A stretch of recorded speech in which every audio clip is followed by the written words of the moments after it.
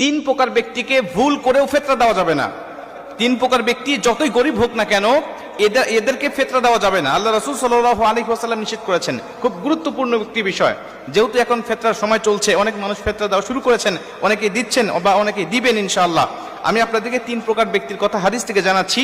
এই তিন প্রকার ব্যক্তিকে আপনারা কখনোই ফিতরা দিবেন না। এক নম্বরে আল্লাহ রাসূল সাল্লাল্লাহু আলাইহি ওয়াসাল্লাম বলেন, তোমার ঔরজাত কোন সন্তানকে এবং তার নিচে যারা আছে এদেরকে তুমি ফিতরা দিতে পারবে না। ঔরজাত সন্তানকে ফিতরা দেওয়া যাবে না এজন্য যে সে যদি ফিতরা খাওয়ার উপযুক্ত হয়, তার মানে সে গরিব, আর এই গরিব সন্তানকে স্বাবলম্বী করার জন্য তোমার উপরে দায়িত্ব, কারণ তোমার উপরে ফিতরা জায়েজ হয়ে গেছে, ওয়াজিব হয়ে গেছে, তোমার উপরে যাকাত ওয়াজিব হয়ে গেছে, মানে তুমি স্বাবলম্বী, কিন্তু তোমার সন্তান আছে অস্বাবলম্বী, অসচ্ছলতার মধ্যে সে রয়েছে, অতএব তাকে সচ্ছল করার দায়িত্ব তোমার।